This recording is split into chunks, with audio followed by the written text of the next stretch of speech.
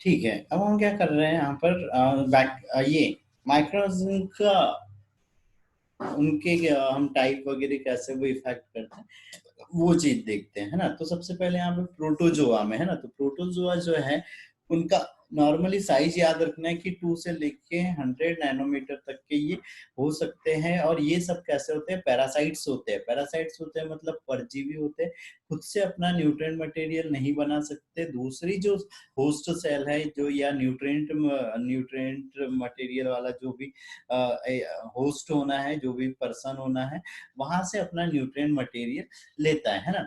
अब इसमें कौन आता है, प्लाज्मोडियम, या इसको प्लाज्मोडियम को भी क्या बोलते हैं, स्पोरोजोआ भी बोलते हैं।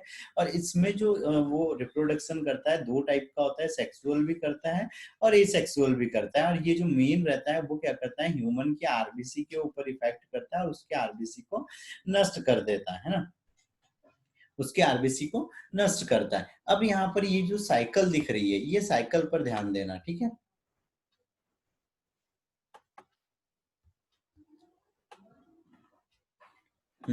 ये इसकी लाइफ साइकिल हमको याद रखनी है कि कैसे कैसे वो क्या क्या चीजें कर रहा है ना, कैसे वो ग्रोथ करता है, कैसे वो सेक्सुअल रिप्रोडक्शन करता है और कैसे वो एसेक्सुअल रिप्रोडक्शन करता है ना।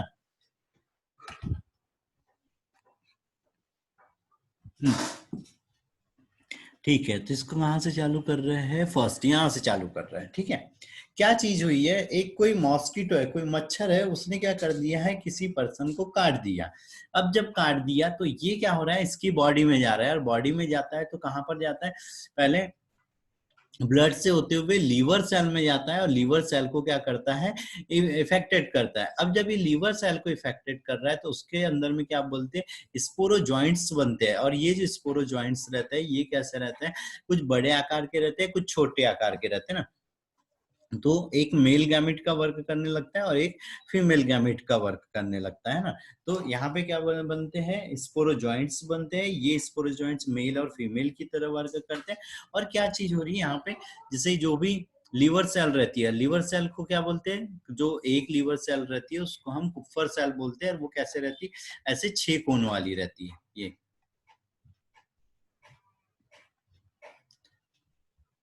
ये, और बीच में इसमें यहाँ पे न्यूक्लियस रहता है। तो क्या चीज करी, इसके अंदर में ये वो स्पोरोजॉइंट्स आया और इसको यहाँ पर क्या कर रहा है, वो ग्रोथ करते जा रहा है। इसका जितना भी साइटोप्लाज्म वगैरह उसको सबने क्या कर लिया, उसने अपने लिए यूज कर लिया।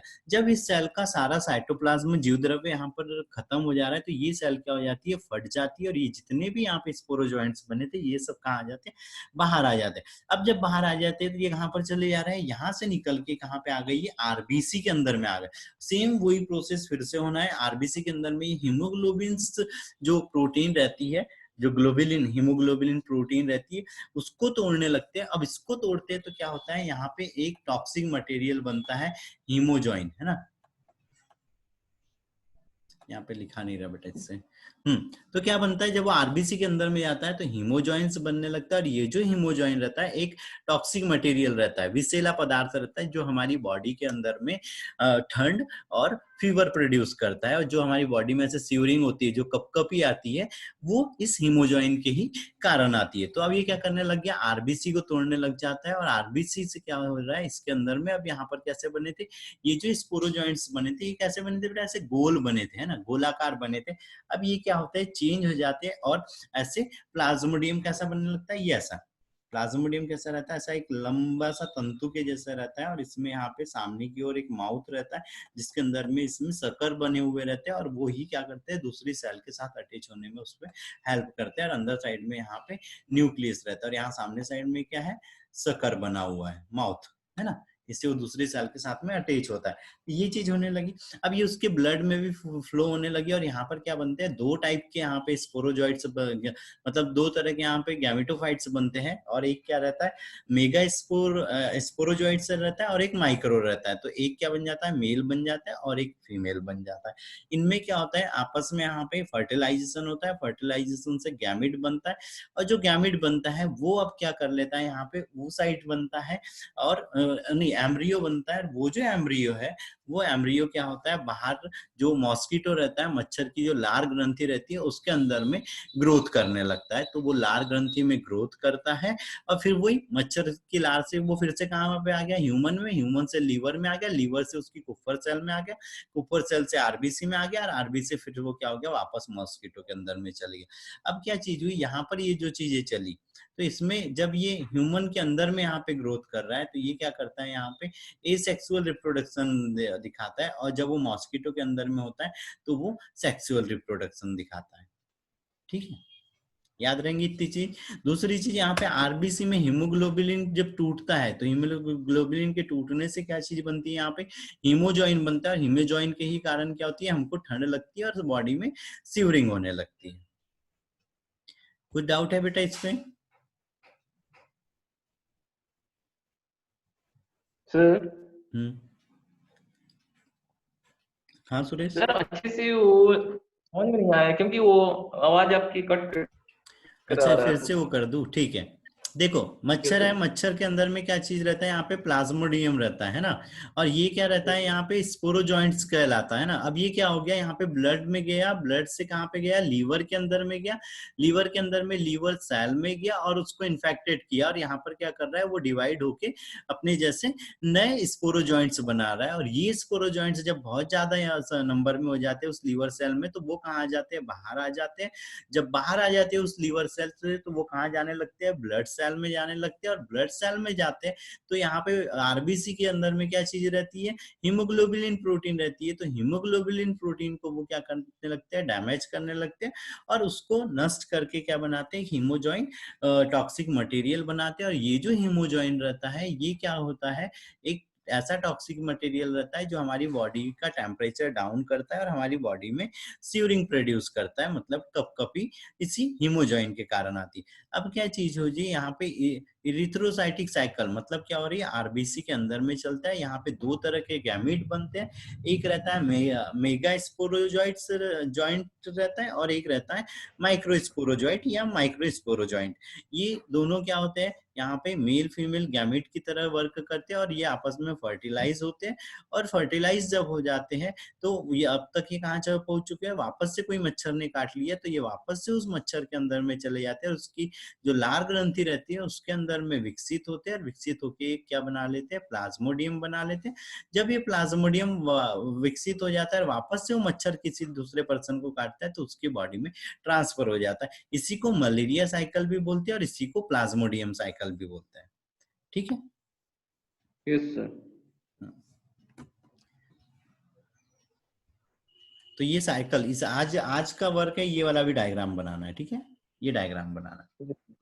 इसके लिए मैं ग्रुप में मैसेज मैं कर दूंगा अभी थोड़ी देर से, एक दूसरा और डायग्राम भी सेंड कर दूंगा। Yes sir.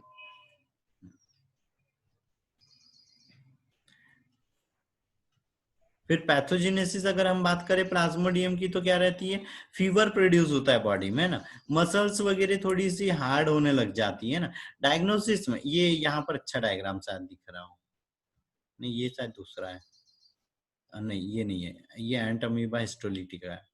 ठीक है। क्लिनिकल फीचर क्या चीज रहती है, हमको ठंड लगने लगती है, बॉडी में हमारी सीवरिंग आने लगती है ना। सबसे मेन तो यही चीज होती है, पेन होता है, कभी कभी डायरिया भी हो जाता है ना, डिलीरियम, हमको कंफ्यूजन होने लगता है, और अगर बहुत ज्यादा सीवियर हो गया तो क्या चीज होता है, कोमा होता है, और उससे भी अगर ज्यादा सीवियर हो गया तो क्या हो जाती है, पर्सन की डेथ हो जाती है। क्या चीज करते हैं इसको पहचानने के लिए, तो मेन हम ब्लड टेस्ट, ठीक है, ब्लड टेस्ट करते हैं। ट्रीटमेंट में हम क्या लेते हैं, क्लोरोक्यूनिन लेते हैं, यही सबसे अच्छी इफेक्टिव मेडिसिन होती है ना, क्लोरोक्यूनिन लेते हैं।